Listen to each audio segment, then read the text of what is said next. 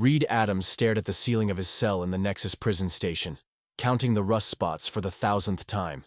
5 years into his 20-year sentence, and already he'd forgotten what Earth's sky looked like. The Nexus orbited a dead star in uncharted space, housing the most dangerous criminals from 17 galactic civilizations. Its location was classified, its security impenetrable, and its warden, Commander Brock, was feared throughout known space. "Breakfast," announced the metallic voice, as a tray slid through the narrow slot in Reed's door. The same gray mush, the same bitter liquid they called coffee. Reed sighed and forced himself to eat. In the communal area later that day, he noticed Davis, another human prisoner, approaching with unusual excitement in his eyes. "They're bringing in a new batch today," Davis whispered, glancing nervously at the guard drones hovering above. "Including some human scientist who supposedly cracked the Ulari quantum code."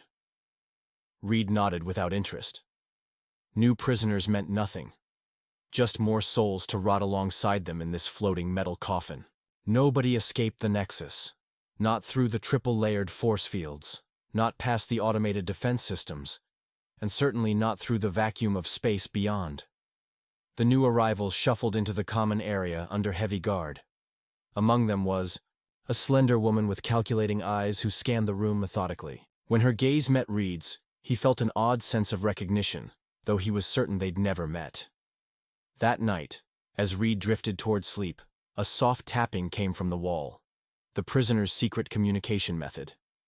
The pattern was unfamiliar, but Reed recognized it as an old Earth military code. One he hadn't heard since his days in the Special Forces. "Need to talk. Common area. Tomorrow." The message repeated twice, then silence. Reed tapped back a simple acknowledgement and lay awake, wondering, the new woman, it had to be her. The next day she sat beside him during the meal period. "I'm Kate," she said without looking at him. "And you're Reed Adams, former Special Forces, imprisoned for attempting to expose coalition war crimes." Reed tensed. "How do you—" "They sent me here to find you," Kate murmured, pushing food around her plate. "I was never a quantum scientist. That was my cover." "They who?" "The Resistance. The war isn't over, Reed. The Coalition is moving to eliminate all remaining human colonies outside their control. We need people like you." Reed laughed bitterly. "Well, they sent you on a suicide mission. Nobody gets out of here." Kate's expression didn't change. "Every prison has a weakness. This one's weakness is Commander Brock." "Brock?" Reed nearly choked. "The man's a monster with no conscience and a perfect record." Kate leaned closer. "Brock isn't a man at all. He's an advanced android, the first of his kind placed in a position of authority. The perfect warden, incorruptible, tireless, and programmed for absolute adherence to protocol." Reed stared at her in disbelief. "And that's supposed to be good news?" A smile touched Kate's lips. "It is when you know how to hack his systems. The Resistance has been working on this for years. We just needed someone on the inside to make the connection." Reed glanced nervously at the guards. "Even if what you're saying is true, we're talking about hundreds of security systems beyond Brock." "True," Kate said, sliding imperceptibly closer. "But they all function in a chain of command. Every system in this prison is designed to take orders from the warden." Reed felt a glimmer of hope for the first time in years, quickly tempered by caution. "What's the plan?" Kate smiled. "First, we need more allies. Carefully chosen ones. I hear you've made friends with some non-humans here." Reed thought of Gren, the massive Tauron engineer imprisoned for building illegal weapons, and Miko, the silent Ilarian convicted of hacking Coalition defense networks. "I know a few," he admitted. "Good," Kate said, standing as the meal period ended. "Because I need someone who understands alien tech, and someone who can access restricted networks. In 3 days, Commander Brock is going to lose his head. Both literally and figuratively, and when he does, all hell is going to break loose." Reed had spent the next 2 days carefully approaching the allies Kate needed. Gren was easy to convince. The massive Tauron had never resigned himself to captivity, and frequently spoke of dying in an escape attempt rather than wasting away in the Nexus. Miko was harder to read, but after Reed explained their need for someone with network infiltration skills, the silent Ilarian had given a single nod. Now the four of them huddled in the maintenance corridor adjacent to the waste recycling unit, the only place Kate had identified as having minimal surveillance. The plan is simple in concept, Kate explained, her voice barely above a whisper. Commander Brock has a neural network that requires periodic updates. These updates are wirelessly transmitted, but he also connects physically to the central system once every 2 weeks for a full diagnostic review. That's tomorrow, Reed said. Kate nodded. During that connection, his consciousness, or what passes for it, is temporarily vulnerable. I have a virus designed to scramble his command functions, but I need Miko to help deliver it through a backdoor in the system. Miko's large, pupilless eyes blinked once in acknowledgement. And me? Rumbled Gren, his scaled skin shifting colors slightly as he spoke, a sign of excitement among Taurons. You understand the prison's physical systems better than anyone, Kate said. When Brock goes offline, emergency protocols will activate. We need to know exactly which doors will lock, which will open, and how to manipulate the air filtration system. Gren nodded. The backup generators will trigger. We'll have approximately 7 minutes before secondary systems come online. What about the rest of the prisoners? Reed asked. Kate's expression hardened. This isn't a general prison break, Reed. We can take a few, those with specific skills the Resistance needs, but trying to free everyone would guarantee failure. Reed frowned. I won't leave Davis behind, or Lena from Cell Block C. We can't save everyone, Kate insisted. I'm not asking to save everyone, but those two come with us, or I don't help. After a tense moment, Kate nodded. Fine. But no one else. The next phase required getting Miko access to a terminal. The Ilarian's slender fingers could interface directly with most technology, a biological trait that had made them valued hackers, and also led to their persecution. Security was tight, but Gren created a distraction by starting a controlled fire in the workshop, while Reed led Miko to the medical bay where an auxiliary terminal was located. They had 3 minutes before guards would respond. Miko's fingertips extended into filament-like connections that merged with the terminal. The Ilarian's eyes rolled back, showing only whites as information flowed directly into their consciousness. Step away from the terminal. A guard drone had spotted them sooner than expected. Reed positioned himself between Miko and the drone. Just checking my medical records, Reed said, hands raised. I think I'm having an allergic reaction to the new protein supplements. The drone's weapons remained trained on him. Return to your assigned areas immediately. Behind him, Reed heard Miko disconnect. The Ilarian gave him the smallest of nods.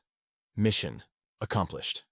That night, Kate passed Reed a small device during the evening meal, a modified communication chip. Put this behind your ear before you sleep, she whispered. When everything starts, you'll hear my instructions. Reed slept fitfully, the chip feeling alien against his skin. He dreamed of Earth, of open skies and oceans, of freedom. The lights in his cell blared on at what the Nexus called 0400 hours. Reed jolted awake, momentarily disoriented. Prisoner inspection. Stand at attention. The automated voice was familiar, but something was off. A slight fluctuation in pitch that hadn't been there before. Then Kate's voice came through the chip. It's starting. Brock just connected to the main system for his diagnostic. Miko's virus is working. Be ready. Reed stood at the edge of his cell as required during inspections. Through the small reinforced window in his door, he could see guard drones moving down the corridor in formation, followed by Commander Brock himself, unusual for a routine inspection. Brock stopped directly in front of Reed's cell, his perfectly proportioned face expressionless as always. Then something strange happened. The commander's head twitched slightly, then again more violently. SUBSCIBE system malfunction, Brock stuttered, his voice distorting. Unauthorized access detected. Initiating counter-MIA measures. The commander's body went rigid. Then, with a sound like grinding metal, his head slowly rotated a full 360 degrees and kept turning. Alarms blared throughout the Nexus as Commander Brock's head continued to rotate, spinning faster until the connection between his head and body began to spark. The guard drones froze in place, their programming momentarily confused by the conflicting signals from their malfunctioning leader. Now! Kate's voice commanded through Reed's earpiece. The cells will unlock in 30 seconds. Reed braced himself as the lights throughout the prison flickered. The electronic lock on his cell door emitted a soft click. Then the door slid open a few inches. All around him, he could hear the same happening to other cells. Chaos erupted. Immediately. Prisoners poured into the corridors, some making a dash for freedom, others settling long-held grudges with fellow inmates. Reed pushed against the tide, fighting his way toward cell block C to find Lena. "Reed!" Davis appeared beside him, his thin face flushed with excitement. "What the hell is happening?" "Prison break," Reed replied, grabbing Davis's arm. "Come with me, we need to get to Lena." They fought their way through the growing mayhem. The guard drones had reactivated but were operating erratically, some firing stunners indiscriminately, while others spun in useless circles. In the central junction, Reed saw Commander Brock stumbling blindly, his head now completely detached from his shoulders but still connected by a mess of wires and cables. The android's hands clawed at the air as his disembodied head dangled behind him, optical sensors flashing in distress. "This way," Reed said, pulling Davis down a maintenance corridor that Gren had identified as a shortcut to cell block C. They found Lena already free from her cell, using her small size to advantage as she navigated through the panicking crowd. A former pilot with unparalleled navigation skills, Lena had been imprisoned for smuggling refugees away from coalition purges. "Reed!" she called out, relief evident in her voice. "I hoped you were behind this somehow." "Not me," Reed admitted. "But I've got friends with a plan. Come on." Kate's voice crackled in his ear. "Reed, get to docking bay 7. Gren has disabled the security protocols. We have 19 minutes before the station's emergency systems completely recalibrate." Reed led Davis and Lena through service tunnels that most prisoners didn't know existed. Twice they had to hide from squads of actual human guards, not drones, who had been deployed as a last resort. In one narrow corridor, they encountered Commander Brock again. The android was moving more purposefully now, his headless body seeming to sense their presence. His detached head swung from sparking cables, eyes still functioning and locking onto Reed. "Prisoner 773A. Brock's distorted voice emanated from somewhere in his chest cavity. "Return to your cell immediately or face terminal consequences." Reed pushed Lena and Davis behind him, reaching for a pipe that had broken loose from the wall during the chaos. As Brock lurched forward, Reed swung with all his strength, connecting with the dangling head. The impact sent the head flying, cables snapping as it bounced down the corridor. The headless body froze, then began spinning in place, arms flailing. Wildly. "Go!" Reed shouted, and they ran past the malfunctioning warden. They reached docking bay 7 to find Kate and Miko already there, working feverishly to prepare a small transport vessel. Gren was holding off a group of prisoners who had followed them, his massive form blocking the entrance. "Only us!" the Tauron roared. "Any more weight, and the ship won't break atmosphere." Kate looked up as Reed arrived with Davis and Lena. Her eyes narrowed slightly at the additional fugitives, but she nodded in acceptance. "Get in," she ordered. "Miko has overridden the launch protocols, but we need to leave now. The station's AI is adapting to our virus faster than expected." As they piled into the transport, designed for a crew of 4, but now holding 6, Reed felt the first genuine hope in years. The vessel was cramped but serviceable, with just enough fuel to reach the nearest outpost if they were lucky. "What about the other prisoners?" Davis asked as the hatch sealed behind them. "Not our problem," Kate said coldly, initializing the launch sequence. "Half of them deserve to be here anyway." Reed exchanged uncomfortable glances with Lena. Both of them had made friends among the other inmates, people imprisoned for trivial offenses against the Coalition's increasingly draconian laws. Before he could argue, the docking clamps released with a violent shudder. Their transport dropped away from the Nexus, thrusters firing to put distance between them and the prison station. Through the viewport, Reed could see other unauthorized launches. At least 3 more transports had managed to break free in the confusion. Good. Maybe some others would make it too. "They're targeting us," Miko announced quietly, the first words Reed had heard from the Ilarian. On the scanner, defense turrets were swiveling in their direction. But before the weapons could fire, the entire station went dark. Every light, every system, simultaneously shut down. "What did you do?" Reed asked in amazement. A rare smile crossed Miko's face. Commander Brock was more than a warden.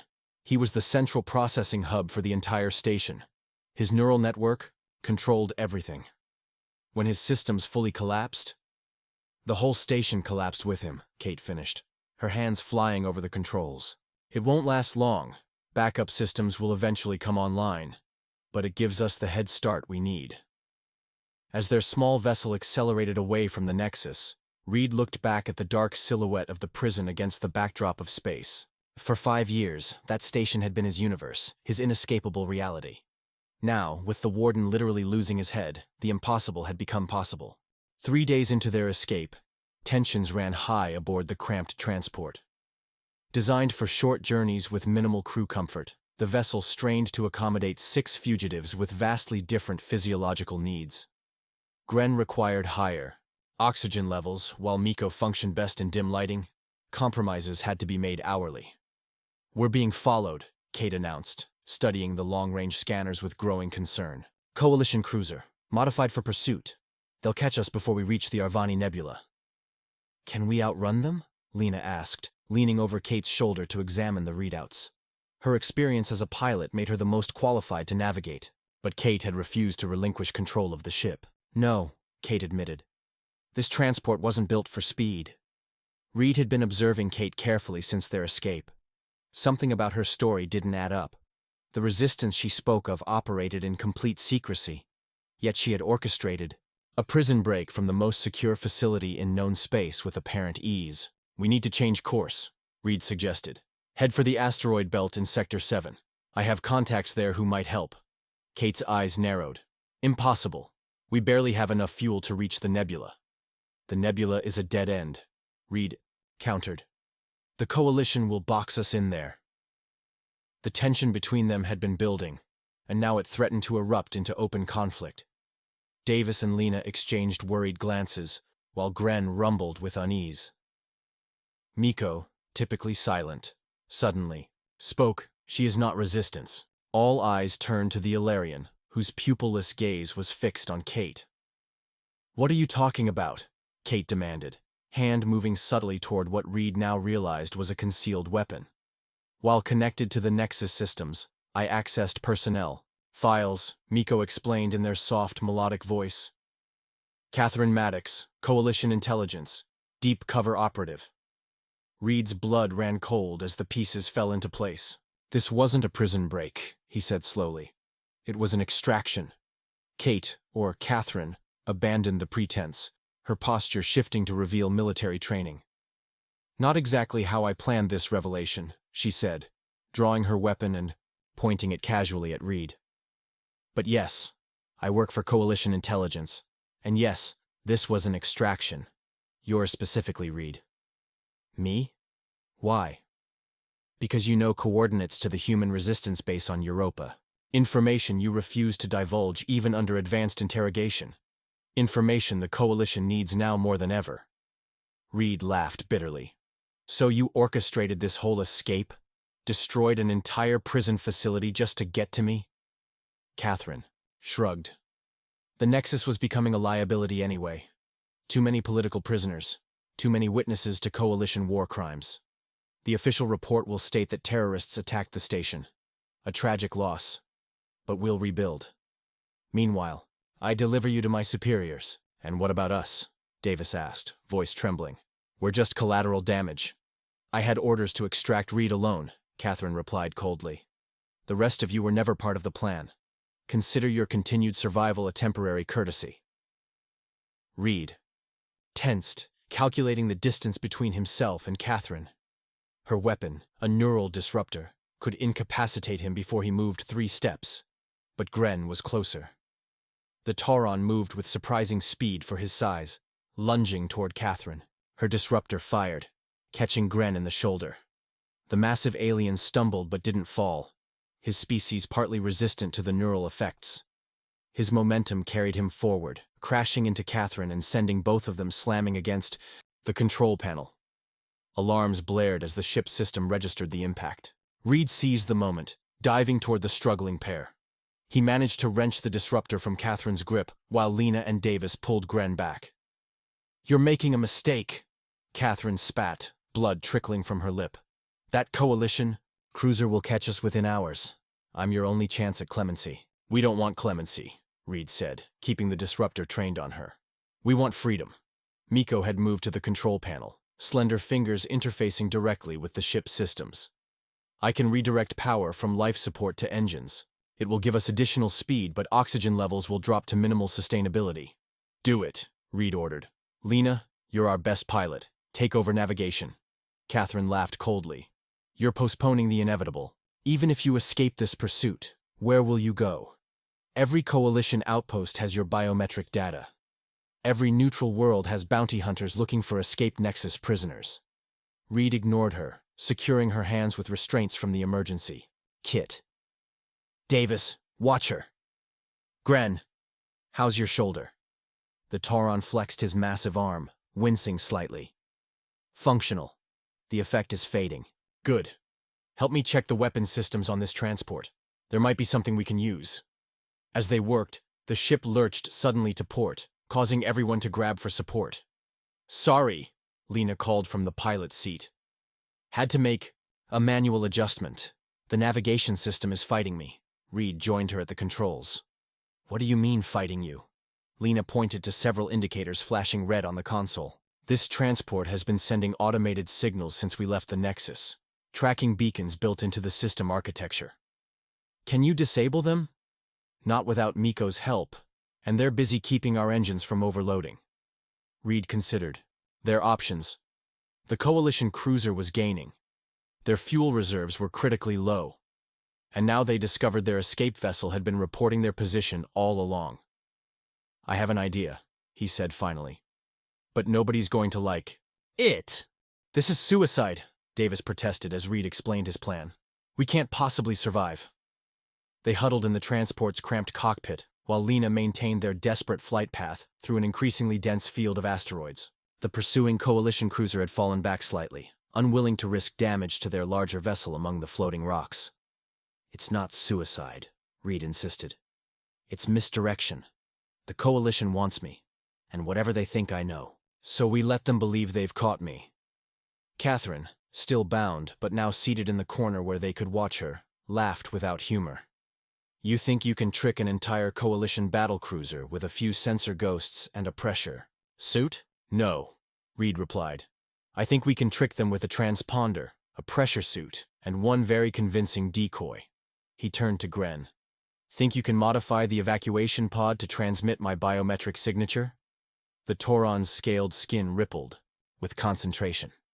Yes, the pod's emergency beacon can be reconfigured, but it will only work for a short time before they realize it's not a life form. We don't need long.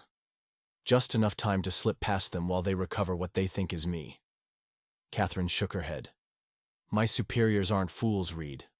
They'll realize it's a trick.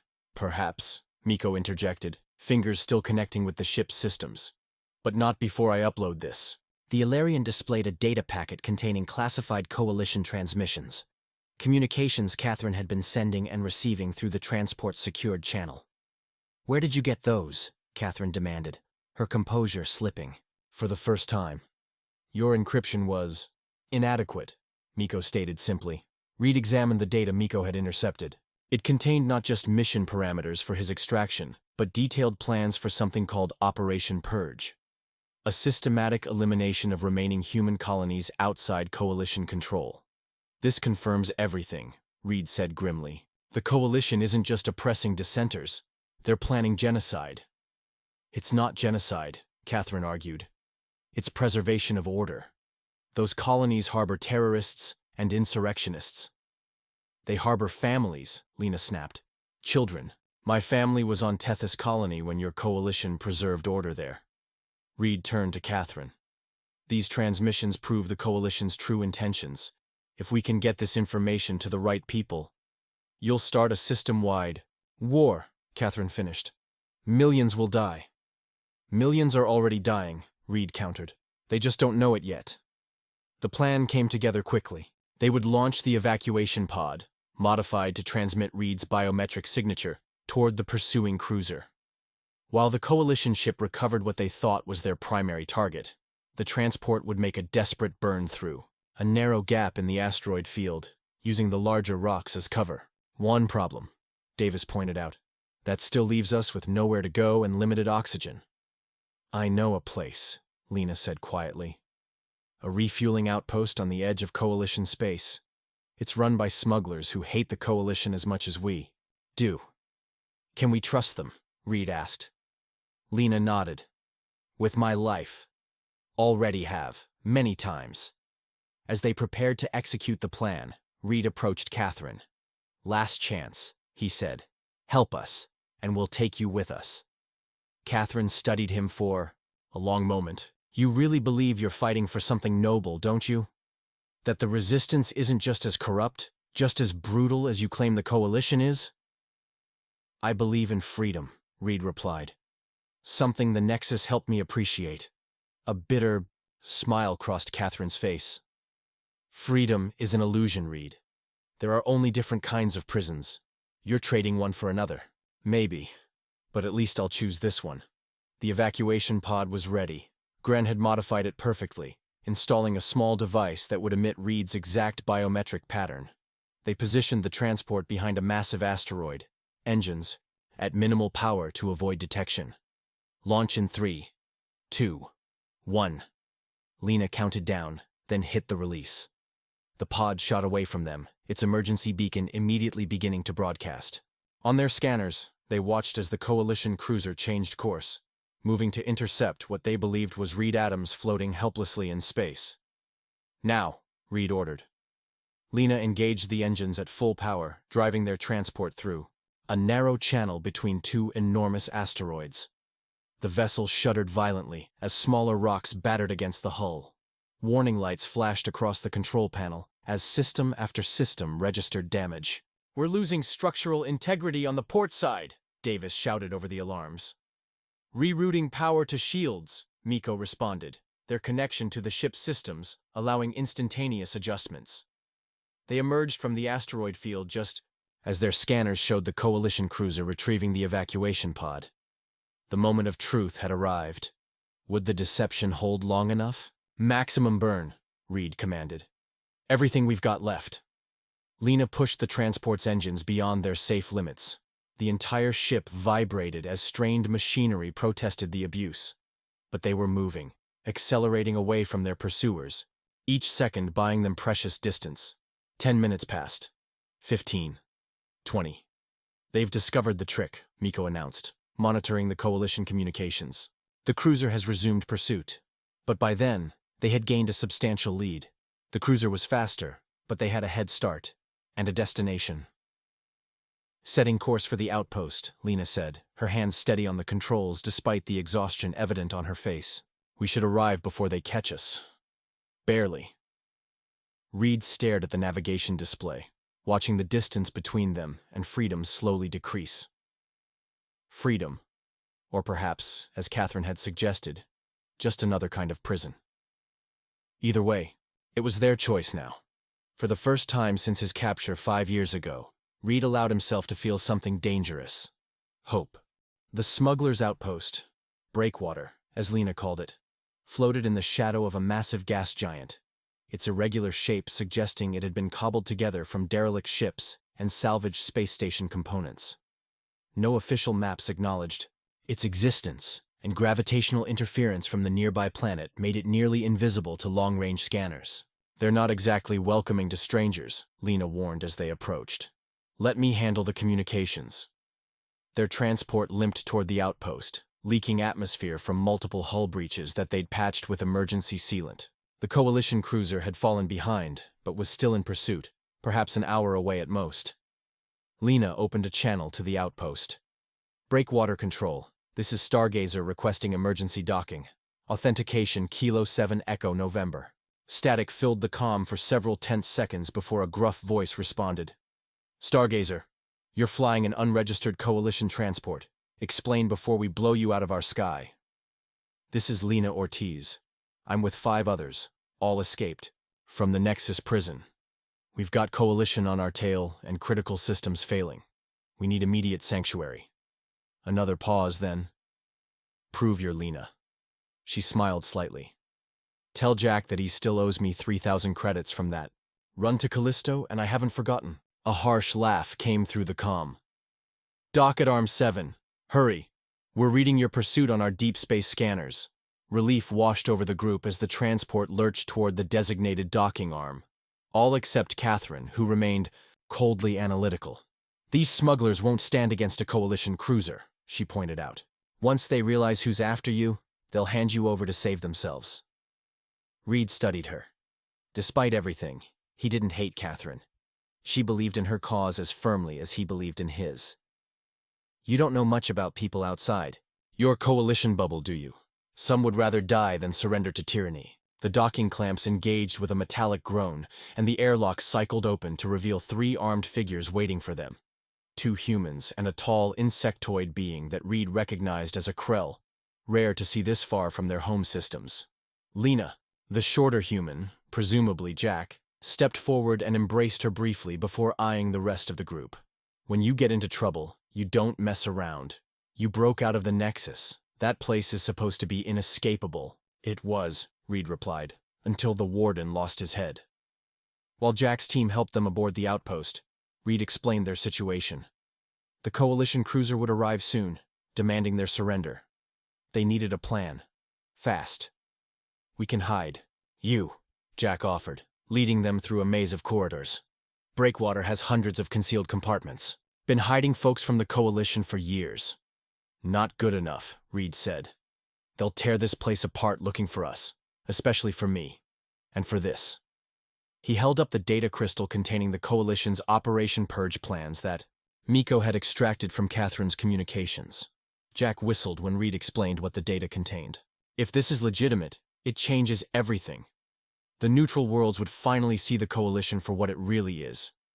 Which is why we need to get it to someone who can distribute it widely, Reed said. Someone the people will believe. I might know someone, Jack admitted. An old information broker with connections throughout the system. But reaching her won't be easy with the coalition hunting you. They reached a secure area of the outpost, a command center with view screens showing both the approaching coalition, cruiser, and the damaged transport they'd arrived in. We need to make a decision, Jack said. That cruiser will be here in 45 minutes. We can try to hide you, or what? Asked Davis nervously. Jack's expression turned grim. Or we can make them think you never arrived. The plan was audacious and dangerous. They would remotely pilot their damaged transport away from the outpost, then detonate it at a safe distance. The coalition would believe they had desperately tried to flee and been destroyed in the process.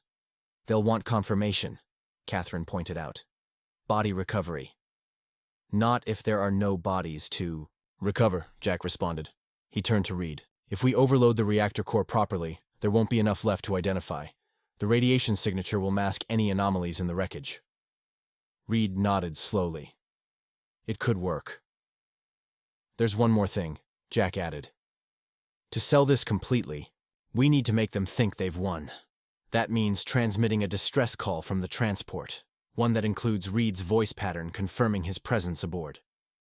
All eyes turned to Reed. He would be officially declaring himself dead. To the entire system, whatever life he had before, whatever connections remained, would be permanently severed. Do it, Reed decided. My old life ended when they sent me to the Nexus anyway. As Jack's team prepared the transport for its final journey, Reed recorded a brief, desperate-sounding message pleading for mercy.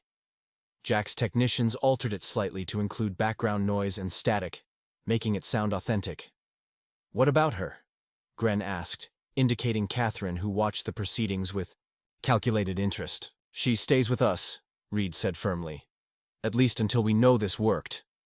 Catherine raised an eyebrow. Worried I might warn my people? Yes, Reed admitted.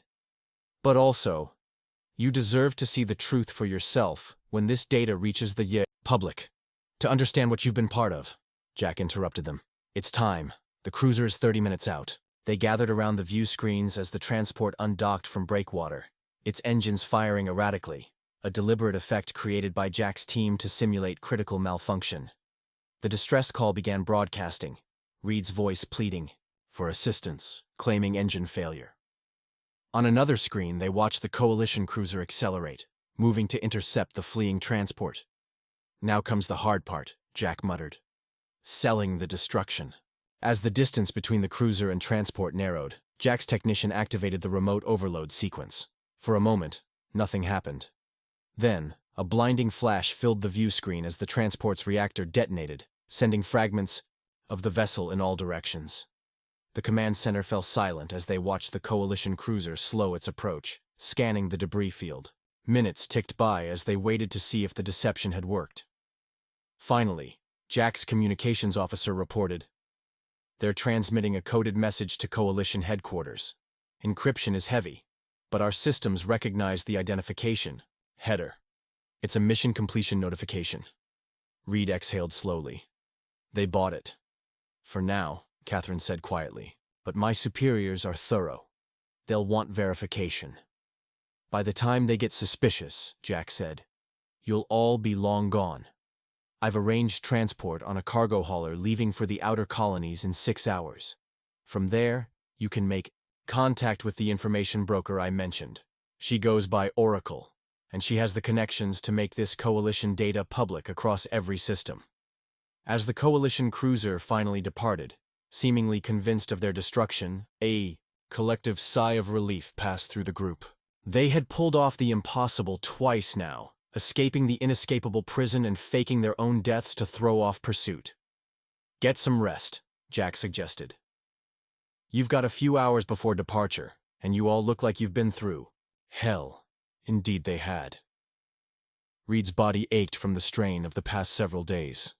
The others looked equally exhausted. Even Gren's typically vibrant scales had dulled to a muted gray. Reed found himself in a small cargo hold that had been hastily converted to temporary quarters. As he sat on the edge of a makeshift bed, the door slid open to reveal Catherine. Her hands were unbound, but Jack's security officer stood watchfully behind her. "They're letting me stretch my legs," she explained, stepping inside as the door closed behind her. "Under strict supervision, of course," Reed nodded tiredly. "What do you want, Catherine?" She sat across from him, maintaining a careful distance. "I've been thinking about Operation Purge, about what it really means. And I'm not sure I can justify it anymore," she admitted, her voice barely above a whisper. "I joined intelligence to protect humanity, to maintain order and stability, not to eliminate entire colonies because they refuse Coalition governance." Reed studied her carefully, searching for deception. "Are you having a convenient change of heart now that you're our prisoner?" "I'm having a moment of clarity," Catherine corrected him. "Something rare in our line of work." The admission surprised Reed. "Our line of work?" "Don't play innocent," she said with a knowing look. "Your file says you were Special Forces, but your skill set suggests something more specialized. Intelligence, perhaps? Deep cover operations?" Reed remained silent, neither confirming nor denying. Catherine continued, "We're not so different, you and I. We both believed we were serving a greater purpose. The difference is, you recognized the corruption sooner than I did." Before Reed could respond, the outpost's alarms began blaring. Jack's voice came over the intercom. "Battle stations. Coalition destroyer just dropped out of hyperspace. They're deploying boarding craft." Reed jumped to his feet. "I thought they believed we were dead." Catherine's face had gone pale. "This isn't about you. It's about Breakwater.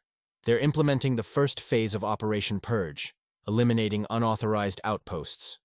Chaos erupted throughout Breakwater as its residents scrambled to defensive positions. Reed raced back to the command center, Catherine close behind him, with Jack's security officer struggling to keep up. "What's happening?" Reed demanded as he burst into the room. Jack looked grim as he monitored the approaching Coalition vessels. "Not just one destroyer, 3 of them. They've launched boarding parties and are targeting our defensive systems." "This isn't about us," Reed explained quickly. "It's the beginning of Operation Purge." Jack's face hardened. "We suspected something like this was coming. The Coalition's been too quiet lately, pulling ships back from patrol routes." He turned to his communications officer. "Send the alert to the network. Code Avalanche." Reed watched as emergency messages went out to what must have been dozens of similar outposts throughout the sector. Warnings that would allow them precious minutes to evacuate or prepare. What can we do? Reed asked. The cargo hauler you were supposed to leave on is our best armed vessel, Jack said. If we can get it launched, it might break through the blockade they're establishing. Catherine stepped forward. I can help. I know Coalition attack patterns and communications protocols. Jack eyed her suspiciously. Why would you turn on your own people? Because this isn't what I signed up for, Catherine replied firmly. Massacring civilians isn't maintaining order. It's terrorism. After a moment's hesitation, Jack nodded. Fine, but you'll be watched every second.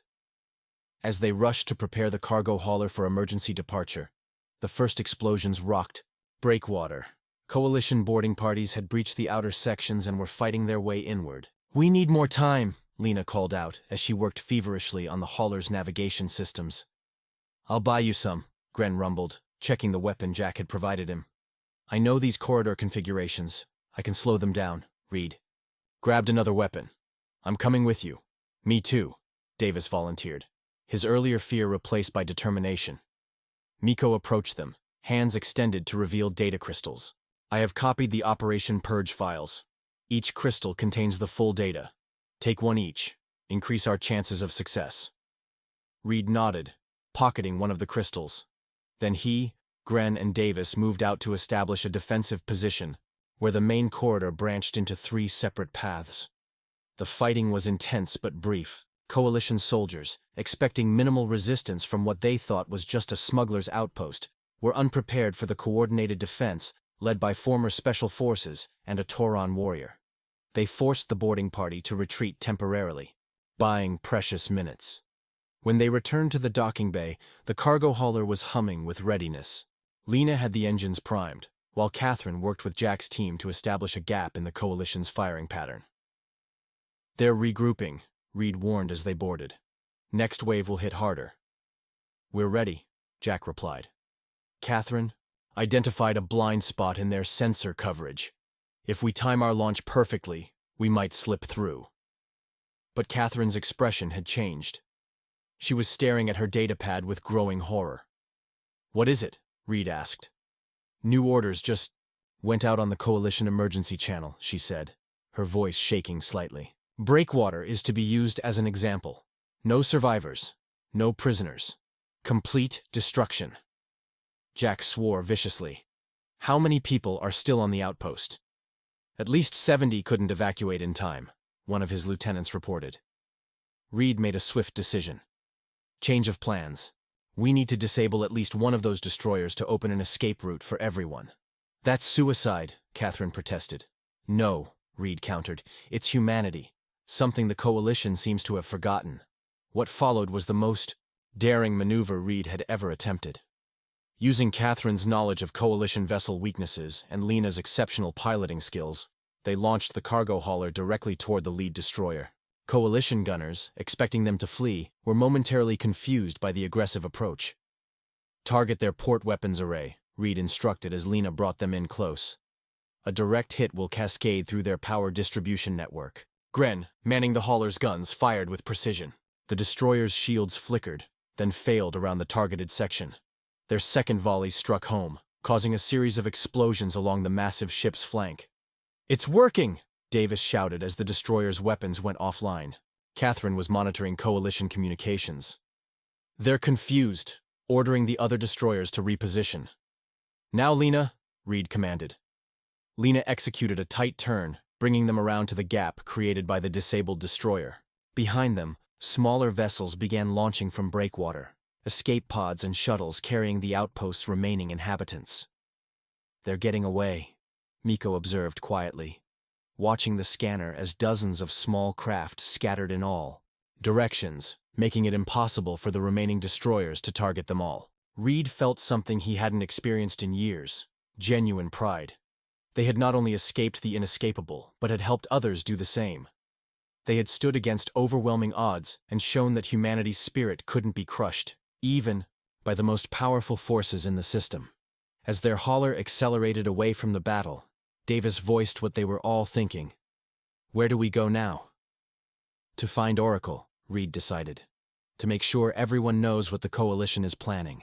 And then, Lena prompted. Reed exchanged glances with his unlikely crew. A smuggler pilot, a Tauron engineer, an Ilarian hacker, a convicted thief, and a coalition agent who had switched sides. Each of them had been broken by the system in different ways. Each had been told their resistance was futile. Yet here they were, free against all odds. "And then we build something better," Reed said firmly. "Something worth fighting for." Catherine studied him thoughtfully. "A resistance?" "No," Reed corrected her. "A new beginning." As their ship jumped to hyperspace, leaving behind the ruins of their prison and the forces that had sought to contain them, Reed thought about Commander Brock's headless body, still stumbling blindly through the corridors of the Nexus. A fitting metaphor for the Coalition itself, powerful but ultimately directionless, lashing out in fear at what it couldn't control. Everyone had thought escape was impossible, until the Warden lost his head. Now they would show the galaxy that nothing was truly inescapable, not even the future that seemed so predetermined. Somewhere out there, other prisoners, literal and figurative, were waiting for proof that the impossible could become possible, waiting for hope. Reed and his crew would bring it to them. The end.